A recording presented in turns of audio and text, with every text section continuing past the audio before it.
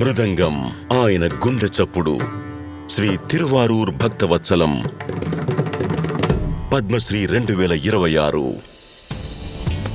తిరువారూర్ 18వ శతాబ్దంలో కర్ణాటక సంగీత మమూర్తి లేదా Trinity of Karnataka music కి జన్మస్థలం ఇది. నేను సంగీతమయమైన వాతావరణంలో పెరిగాను. మా అమ్మ తిరువారూర్, తంజావూరులో గొప్ప సంగీత విద్వాంసురాలు. నేను 2.5 ఏళ్ల వయసులో మా నాన్నగారిని మిస్ అయ్యాను.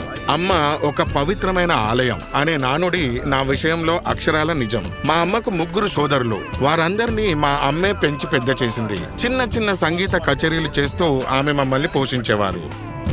ప్రతి ఉదయం చిన్న భక్తవత్సలం తన తల్లి ఆనందవల్లి ప్రార్థన భక్తి గీతాలు వింటూ మేలుకునేవారు. ఆ బాలుడు ఆ సంగీతానికి మంత్రముగ్ధుడయ్యేవాడు. ఆయనకి సంగీతం నేర్పించడం మొదలుపెట్టారు. ఈ సంగీత పరిజ్ఞానమే భక్తవత్సలం జీవితకాల ప్రయాణానికి పునాదిగా నిలిచింది.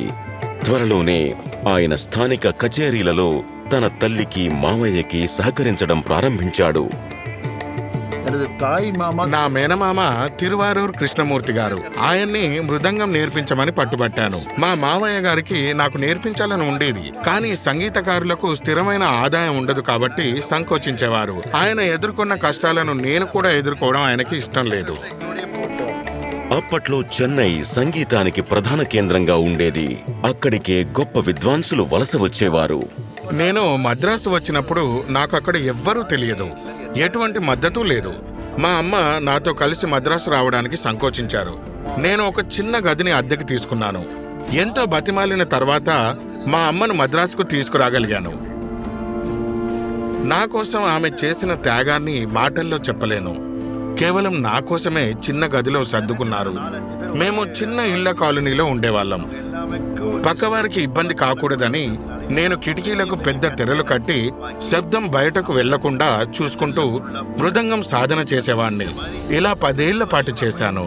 ఒకసారి వైట్ హౌస్ లో ప్రఖ్యాత గాయని ఎంఎల్ వసంతకుమారికి ఆయన సహవాద్యం అందిస్తున్నప్పుడు నిర్వాహకులు ఆయన నుదుటిపై సంప్రదాయబద్ధంగా ఉండే విభూతిని ధరించవద్దని కోరారు. అయితే అది తన అస్తిత్వంలో ఒక భాగమని చెబుతూ భక్తవత్సలం ఆ అభ్యర్థనను తిరస్కరించారు. ఆ తరువాత ఆయన ఎంతో గర్వంతో తన ప్రదర్శనను కొనసాగించారు. 1992లో బార్సిలోనా ఒలింపిక్స్ లో పర్ఫామ్ చేశారు. తరువాత దివంగత మేధావి మాండోలిన్ శ్రీనివాస్ తో కలిసి ప్రపంచ పర్యటన చేశారు. ఇలా దేశవ్యాప్తంగా ఉన్న ప్రముఖ గాయకులకు సహకారం అందిస్తూ భక్తవత్సలం సంగీత వేదికపై తనకంటూ ఒక ప్రత్యేక స్థానాన్ని ఏర్పరచుకున్నారు. సంగీత రంగంలో వినూత్న ఆవిష్కర్తగా ఆయన ఇంతకు ముందెన్నడూ చేయని రీతిలో భారీ స్థాయిలోని ప్రత్యేకమైన తాళవాద్య బృందాలకు రూపకల్పన చేశారు. ఆయన తన లయమధుర స్కూల్ ఆఫ్ మ్యూజిక్ ద్వారా 1000కి పైగా శిష్యులకు సహాయం చేసి శిక్షణనిచ్చారు.